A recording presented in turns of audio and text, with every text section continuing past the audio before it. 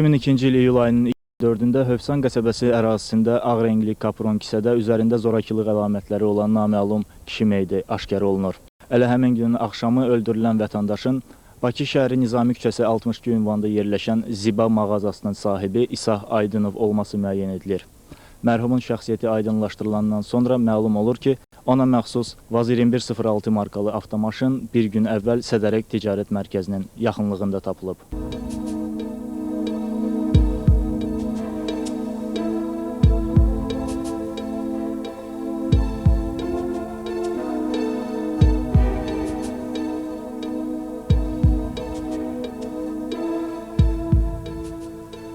Bakı şəhər sakini İsah Aydınovun itkin düşməsi ilə əlaqədar iyul ayının 22-sində qohumu Qəşəm İsmailov Nəsimi rayon polis idarəsinə müraciət edir. Səhərsi gün yoxa çıxan vətəndaşa məxsus Vaz 2106 markalı avtomaşın Sədərək Ticarət Mərkəzinin ərazisində tapılır.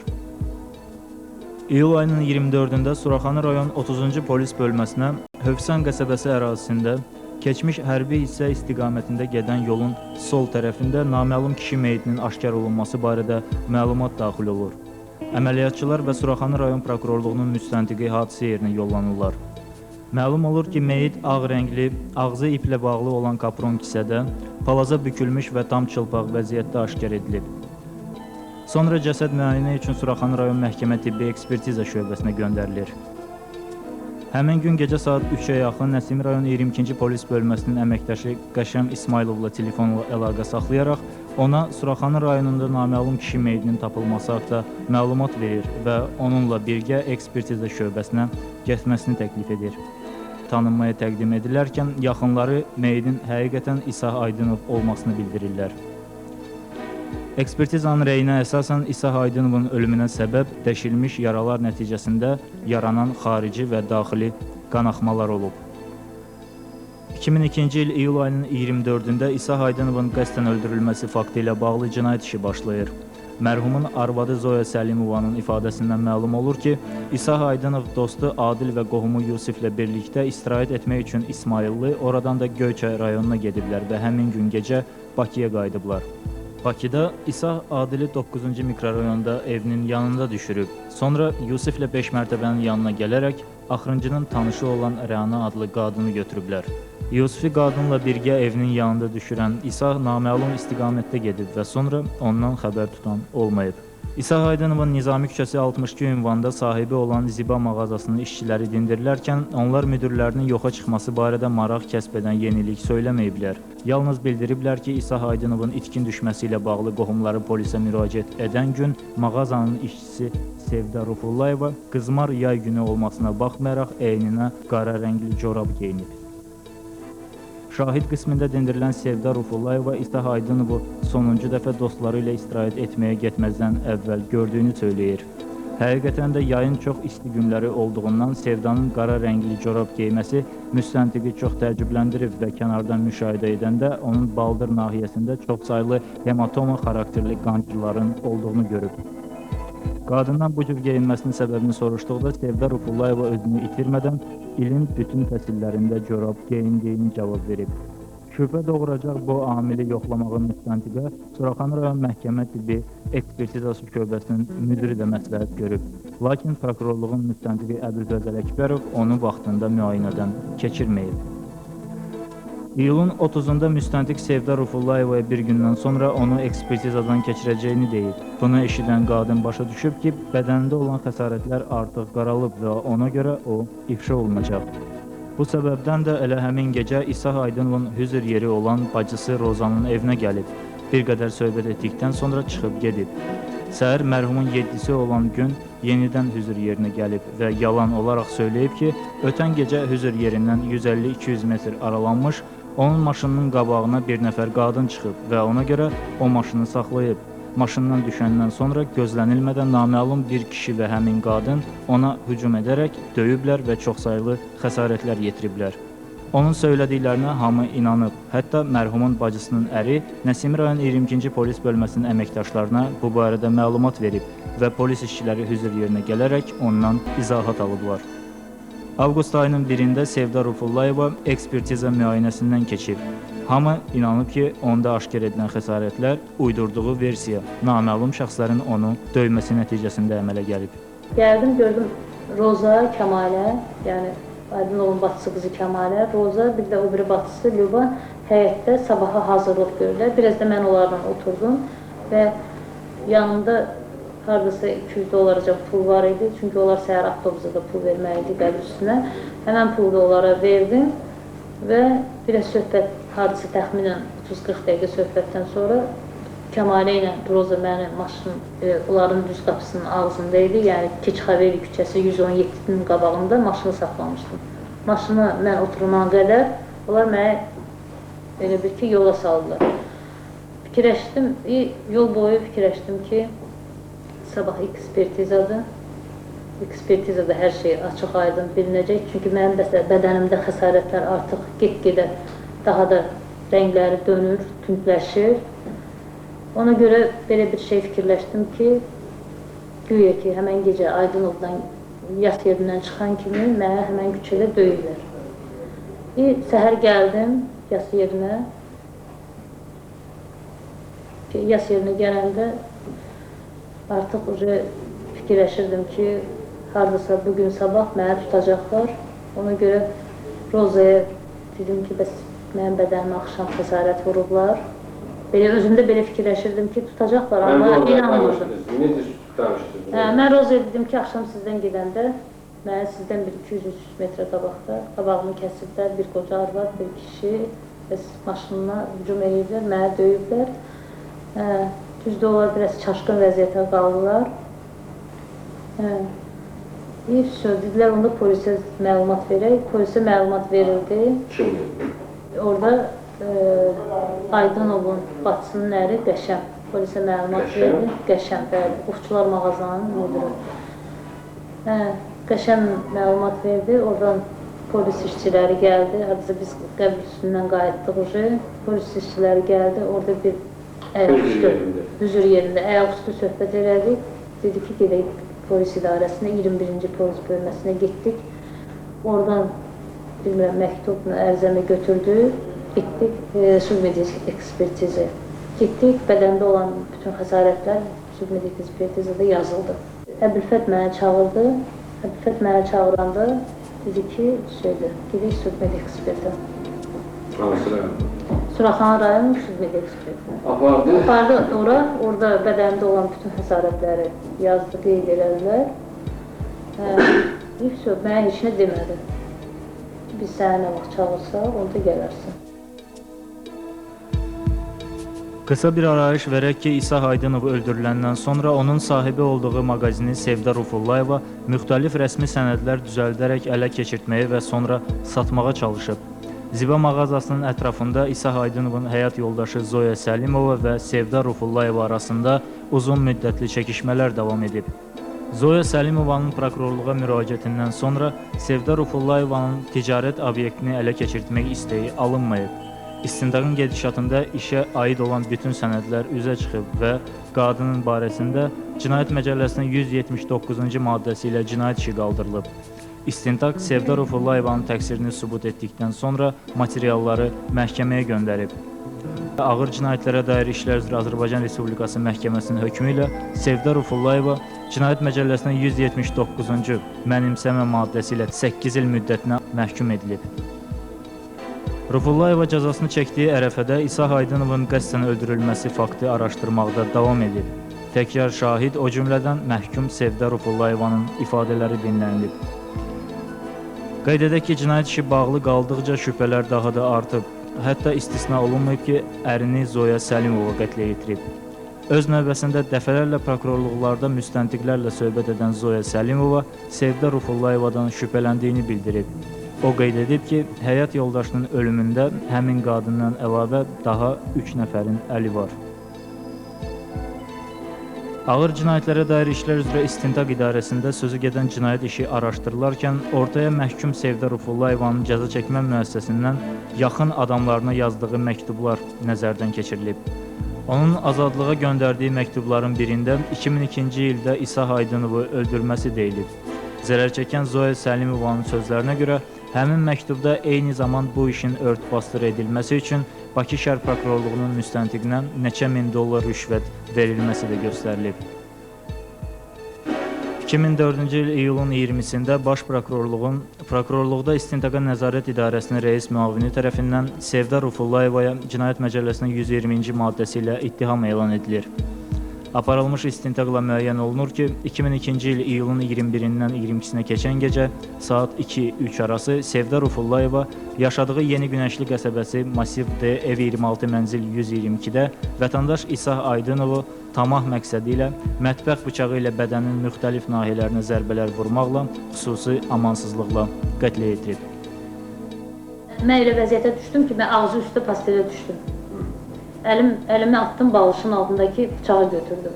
Birdən-birə mənə fırladanda balışın altından çıxartdığım o bıçağı elə gözləmədən belə vuranda düz bunun cinsi orqanından düşdü. Bıçağı əl atdı ki, sən nə edirsən? Bıçağı tutmaq istəyəndə əlləri kəsildi. O vaxtda artıq mən anlaqsız oldum. Yəni, hər şey gözümə qara görsənirdi. Yəni, heç bir şey mənə çox əsəbi oldum. Yəni, birdən-birə bu mənə hərəkətləri elədiyinə görə ona çox nifrət elədim. Bıçağı bir neçə dəfə yadımda qalmayıb ki... Uzanmış vəziyyətdəydiniz, yoxsa ayaqda? Yox, həm uzanmış vəziyyətdə olurdu, həm ayaq üstə olurdu. O qalxırdı, elə bir ki, mən yıxılırdım. Bax, belə bir vəziyyət alınırdı. Neçə dəfə vurdu?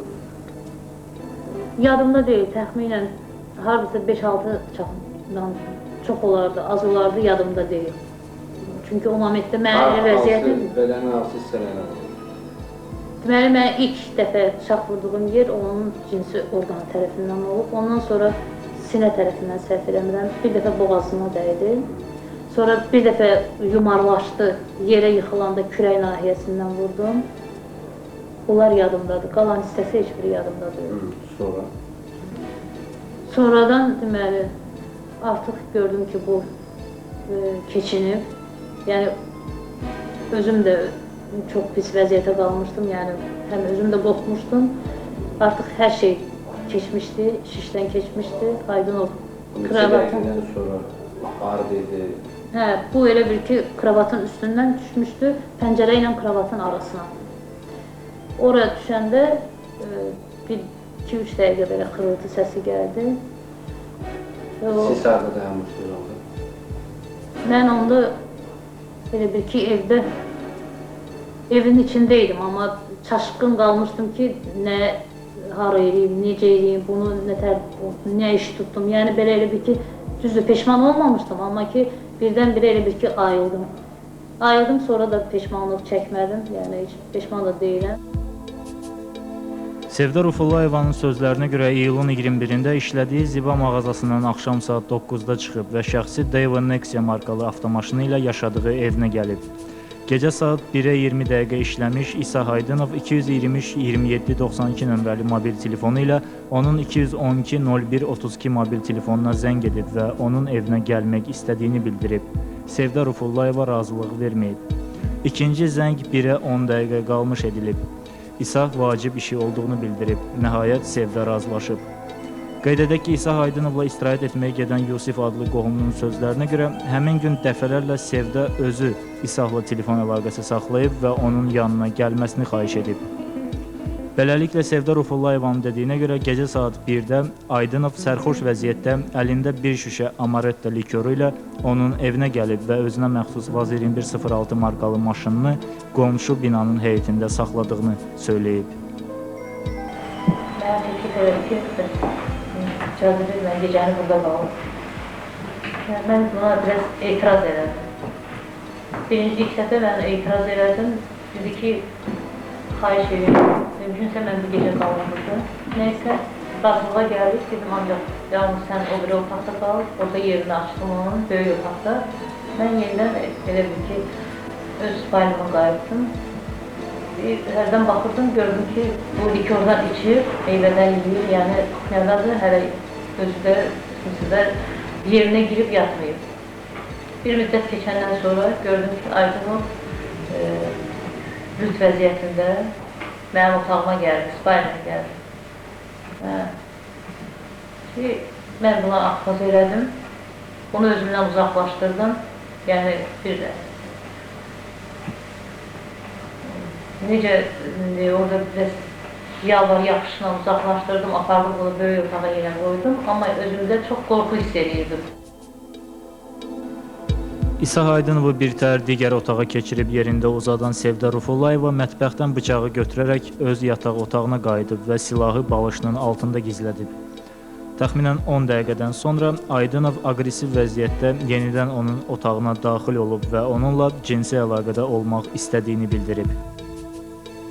Bir də gördüm, Aydınov çox aqressiv vəziyyətdə, yəni çox gözləri qızarmış halda, demək olar ki, vəhşiləşmiş bir tipdə mənim üstümə hücum çəkdi ki, mənimlə cinsi əlaqədə olmalıdır. Mən bunu özümdən itələdim, əl çəkmədim. Yəni biz bir ara orada süpürləşdik. Gördüm ki, burada artıq bu mümkün deyil, başa salmaq da mümkün deyil, artıq bu aqressivləşmişdi, çox pis vəziyyətə düşmüşdü. Özümdən asılı olmayaraq, yəni o qədər ki, əsəbi oldum, anlaqsız oldum, yəni çox pis vəziyyətə düşdüyümdən bəyəkdən balışımın altına gətirib qoyduğum bıçağı götürdüm, yəni üzüm aşağı idi. Aydınov arxadan mənə yapışmışdı, çünki bədənimdə bir həsarətlər qoymuşdu. Qıçımdan dartmışdı, və yaxud da dişlər yerləri qoymuşdu, və yaxud da ki, cırmaq yerləri var idi bədənimdə. Mənə bu pis təsir edirdi, həm də psixi təsir edirdi, çox böyük psixi təsir edirdi. Ona görə də mən istər-istəməz özümdən asılı olmayaraq bıçağı əl attım. Çevriləndə artıq Aydınov mənim üst tərəfində dayanmışdı. Çevriləndə ilk bıçağı mən onun cinsi orqanın tərəfindən vurdum. Ondan sonra yenə də süpürləşdik, yəni o bıçağla özünü müdafiə eləmək istəyirdi, əlləri kəsildi. Bir dəfə elə bil ki, bıçağı əlimdən almaq istəyirdi, almaq istəyəndə bıçağının bir ucu mənim ayağıma batdı, sağ ayağıma batmışdı, səhv eləmirəmsə. Onda daha da kəskinləşdi mənim vəziyyətim, daha da əsəbləşdim.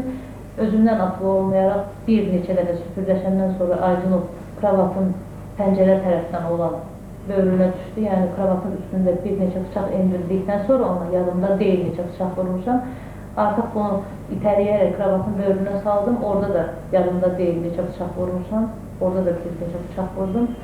Sonra artıq gördüm ki, Aydınov artıq həyatını ölüb. Bəli. İsa Haydınovun öldüyünü yəqin etdikdən sonra o meyidi yatağın döşək üzünə, sonra isə dəhlizdə olan yer örtüyünə büküb. Əllərini, ayaqlarını iplə boynuna bağlayaraq kapron kisəyə qoyub və sürüyərək mənzilinin qapısı qarşısına gətirib. Mərhumun şalvarını, köynəyini, qol saatını və mobil telefonunu selofan torbaya yığıb. Qan izlərini yuyub təmizləyib və qanlı döşəyi çıxarıb balkona qoyub, sonra aşağı düşüb. Binanın yaxınlığındakı qarajdan Daewoo Nexia markalı avtomaşınını sürərək blokun qabağına gətirib. Mənzilə qalxıb və meyit olan kisəni sürüyə-sürüyə aşağı düşürərək maşının bagaj hissəsinə yerləşdirib. Meyit qoyulmuş kisəni necə apardınız? Mənzilinizdən çıxartdınız, necə apardınız? Deməli, mənzilim meyit düz prixojda idi. Elə bir ki, qapıdan girən kimi sol tərəfdə, sağ tərəfdə qoymuşdum. Qapının altındaydı, salafan şokdaydı. Oradan deməli, qapını açan kimi onu sürüdüm, çıxartdım dəhlizə, atıb bayıra, bloka çıxartdım, qapını bağladım və oradan liftin qabağınacan 4-5 pləkan var. Liftin qabağınacan onu darasa gətirdim liftə və lifti bastım, saldım liftin içinə. Liftin içinə saldım və liftlə düşdüm birinci mərtəbəyə. Liftlə də maşının arası haradasa 3-4 metrədə. Həmən o səmti də, yəni sürüyə gətirdim. Artıq pilləkən maşından biraz sündürdə ilə dəyənə. Mən bagajı açdım. Mişoku sökədim maşının arxa tərəfinə. Bagajı açan kimi elə bir ki, mişokun ağzını bagaja tərəf altından təkanı verdim, qaldırdım, saldım mişoku bagajın içinə. Və bagajı bağladım. Maşının arxa tərəfini verdim kanala. Bəli, bura. Verdiniz bura? Bəli. Verdim kanalın burasına, bu hissesine. Açtım bagajniki. Neydi çıkarttım. Maşının arkası buraya yakın Maşının geldi. arkası lap yakına verdim. Hı. Bəli. Hardasa bura qədər. Bura qədər verdim. Güclə bir də kanalın içine. Həbsan qəsəbəsini keçib yolla 1-2 kilometr sürdükdən sonra Sevda Rufullayeva mərhumun paltarlarını yolun kənarına atıb və maşını idarə edərək bacısı Zülfiyə Abdullayevanın yaşadığı Əhmədli qəsəbəsi Məhəmməd Hadi küçəsindəki 109 sayılı evin 3 nömrəli mənzilinə gəlib. Tərəddüd cinayət barədə ona danışıb. Bundan əlavə, Sevda İsa Haydınovun maşınının Yeni Günəşli qəsəbəsində qonşu binanın heyətində olduğunu və həmin maşını oradan sürüb götürmək lazım olduğunu söyləyib. Bu məqsədlə onlar tanıdıqları Afiq adlı taksi sürücüsünə zəng ediblər. Mən gəlib mağazanın yanına Afiq götürdüm və maşına oturdurduq və həmən mənim maşınımda düzələndik, polis maşını saxladığı yerə getdik. Getdik, mən öz maşınımı saxladım aşağıda. Afiqə dedim ki, mən xahiş edirəm ki, Zülfiyə ilə o maşını oradan düşürdüb aşağı yola gətirəsən. Çünki mən o maşını götürüb başqa yerə aparmalıyam. Bu barədə nə Afiq bildi, yəni bu barədə Afiq heç nə məlumatı olmadı. Afiq də Zülfiyə mən maşından getdik. Getdik yola, mən aşağıda gözlədim, onlar həmən o Afiqlə Zülfiyə, mən onlara açarı verdim, onlar ikisi qalxdılar yuxarı, maşına oturdular, maşını gətirdilər, mən aşağıda gözlədiyim yerə qədər keçdik Köhnə Günəşli istiqamətinə və maşın xodda olanda, maşını dedim xoddan saxlamaq, çünki xoda sala bilmirəm, mən o maşını xodda saxlaya Afiq mənim maşınını verdim Afiqə ki, Afiq aparsın, saxlasın bunu Zülfiyəgilin həyətində. Mən özüm dükanın arkasına keçdim, aydın olun maşının arkasına keçdim. Qalqala gəldik, dayandık burada. Südgöl Evanexalı markalı maşına, 1456 nömrəli maşınla.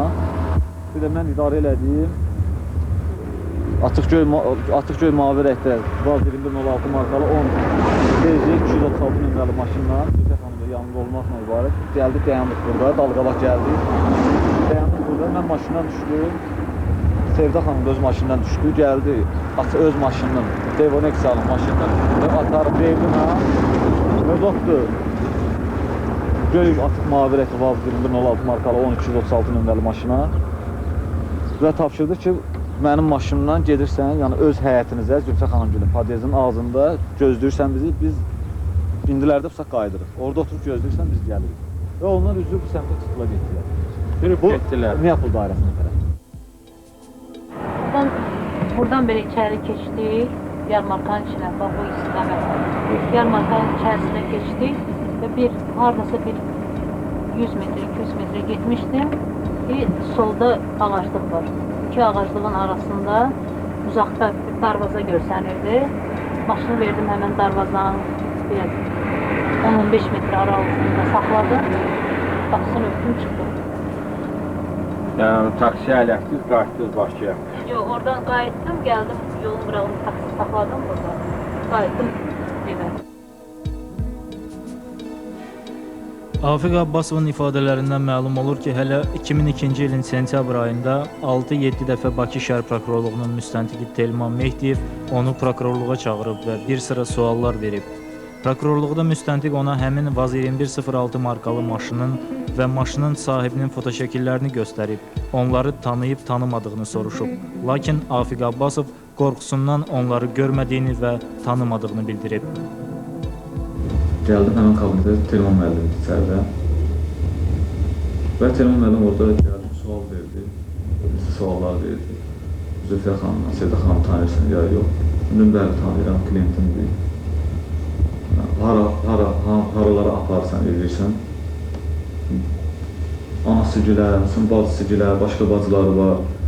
İşə, mağazada belə, yəni nətər olub eləcək hamısını haralara aparmışam.